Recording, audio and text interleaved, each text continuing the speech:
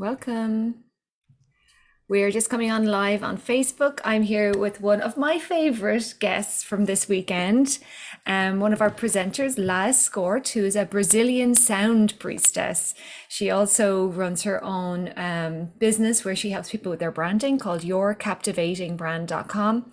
And she's a wonderful person, and she's got an amazing and inspiring story.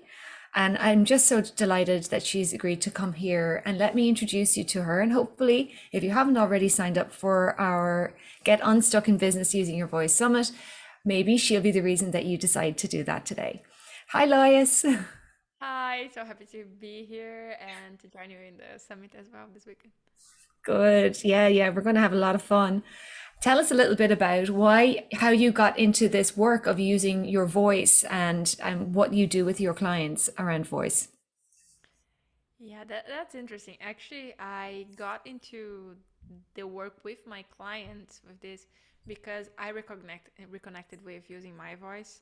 I stopped singing for a long time after a spinal cord injury, and just because it was hard and I couldn't play instruments anymore, so it was something that always brought me so much joy, but was bringing me pain with not being able to connect with that. But after starting with Kundalini Yoga and starting chanting and so on, I noticed that okay, if I can chant, I can sing. And I started, let's just see what happens. And actually, I'm not playing instruments, but I can produce music. And that brought me into bringing what helps me through the toughest moments of my life, which is singing and songwriting, to my clients as well, to transmute pain, to celebrate all that they are. And yeah, that's how I got back to it. So it sounds like using your own voice was part of your own healing journey on that path. Yes. Yeah, and it's amazing how that brought you to a new kind of business model as well. Do you really think people can get unstuck in business using their voice? For sure. The thing with singing, when we're speaking, we are more in our logic mind. It's the left brain, it's the thinking, and usually we're thinking problems, and you know that we can't solve problems in the same uh, energy that we created them. So getting more into the creative side is how we get to solve problems and find different possibilities that sometimes we are so stuck on the logic thinking that we can't see. But when you start singing, the brain automatically shifts. It's a different part of our brain. So yeah, that can definitely make a change for business as well. Yeah, beautiful, beautiful. Tell us a little bit about how you work with clients with voice. I mean, do you teach them songs? What kind of singing do they do? Do you even call it singing? I do call singing. A lot of my clients prefer saying sounding than singing, even because there is a little bit of this preconception that singing is for singers and I can sing and so on. But sounding, it's more like, okay, I can make sounds. Everyone makes sounds.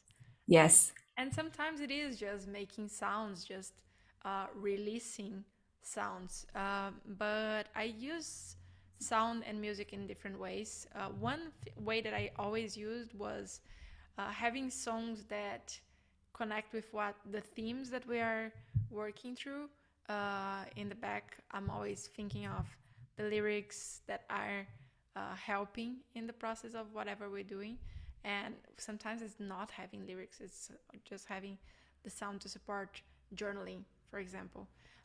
Sometimes it's me singing, channeling sounds. Sometimes it's them channeling sounds instead of speaking, getting into the singing. Sometimes it's songwriting when they have a story to tell.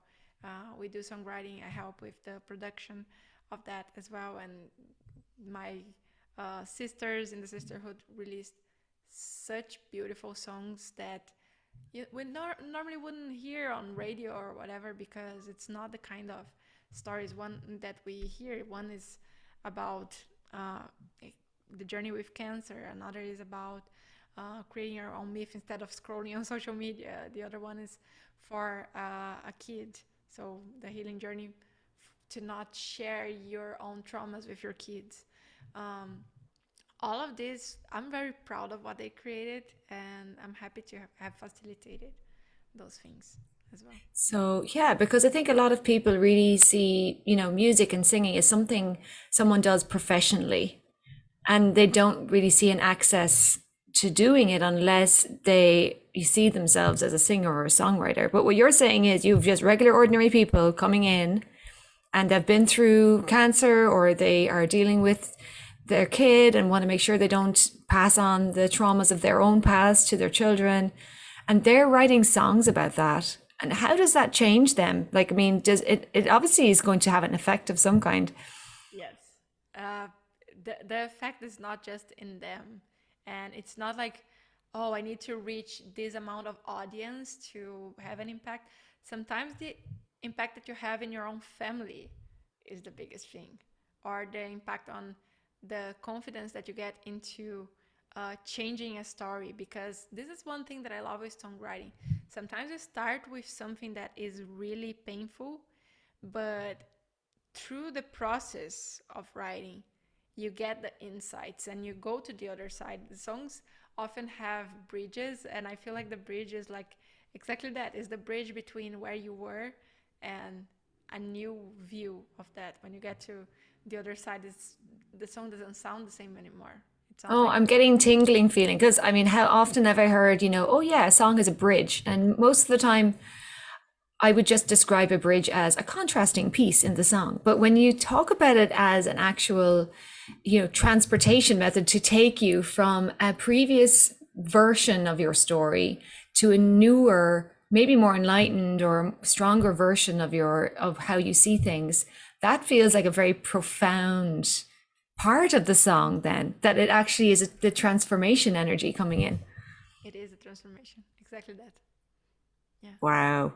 I mean, I don't know that many people who see songwriting in at that depth. I mean, I know that we have another speaker who does, songwriting with businesses and creates little mission statement songs or power songs, he calls them. And he'll be talking about that during the presentation as well. But your version of what you're doing is very deep. It's very almost spiritual. It is spiritual for me. Songwriting, it's a magical vehicle of transportation from where you were to where you want to go. And that's exactly it. It can be portals as well. Like sometimes you can bring a lyric that you think like, I don't know what this means. It doesn't make sense. But it does make sense in a while, or it does make sense to someone else. It might be the key to unlock something for someone else. I had heard songs from other singers that were like, oh, now I get something about life that I didn't because of one part of the lyrics. And I hope that my songs and my clients' songs do that for other people as well. Well, if it does, that is a beautiful thing because we're all struggling so much to get past stuff that's going on. I mean, I think the last couple of years have been so hard on everyone. So if we could all, start transforming that energy in a small ways, and I think most people do understand that music is can change your state of mind and help you to feel better. But I'm not sure if that many people listening will realize how good it is for them to even start songwriting, even if you're not really a singer or a songwriter or a musician or anything. Yeah, and even with that, you mentioned the regular people singing. Everyone has a unique sound current. It's not like, oh, I have a bad voice, or I have one of my dear sisters, I call sisters client, that made a song, and she said that she would say that she doesn't have a good voice. I find her voice fascinating, and it's just a matter of knowing how to, you know it better than anyone, knowing how to use the voice that you are gifted. Everyone has a good tone, beautiful tone, and I love sometimes that. the reason why we think we don't know how to sing is because we're trying to sing in a way that works for someone else, but not for us. Yeah, and we're thinking too much about how it sounds in general because yeah, we just beat ourselves up over those things. Can you tell us a little bit about your presentation that you're giving on the weekend? Yeah. So I will invite people on an experience. We're going to be relaxing into the creative flow a little bit, do some vocal exercises. Don't worry, nobody needs to sing on camera, but if you want, I will invite anyone who wants to. And we're going to work a little bit on, um, I like to call like channel singing or voice play. Basically, you're going to be bringing whatever sounds or words that come to you to get into a more like creative mindset of thinking. Well, I definitely can recommend Lais because we've worked together. She helped me to complete a song that I had been struggling with, and she made me feel so accepted and really, that there was no wrong answer, and that made me feel free to express myself and experiment and improvise with what I was singing and come up with different visuals and different words. And it took like more time than I you thought it might take to kind of unlock kind of a feeling of freedom within me. But you created a beautiful safe space for that to happen. So I suspect anybody who attends your presentation will feel empowered, and they'll feel that love from you that makes it a safe space to give it a go, have a try, and enjoy your voice in the moment and see what happens next. Yeah, that's why my intention for this, for people to feel safe to explore, because what you said is perfect. I didn't like. There's no wrong with music, and the more you learn about music, the more you see that there's no wrong. Even the notes that sound bad are useful for something. For Yes. example, when you want to create a weird feeling in a movie, for example, you're gonna use the sounds that don't sound good. Everything is there for the whole human experience. So, yeah, there's no wrong. There's a place for everything. Thank you so much for coming on today with us. I'm definitely honored to have met you and to be introducing you to people through the summit. And I'm really grateful that you're doing that. So anybody who's watching, please sign up and join in. And like Laz said, you don't have to sing, and you don't have to sing on camera. You don't have to be a good singer. You don't have to be able to do anything. Maybe you might learn some sounds and get your voice working in a different way. So thank you so much, Laz, and I look forward to seeing you on the weekend. Me too. Great to see you.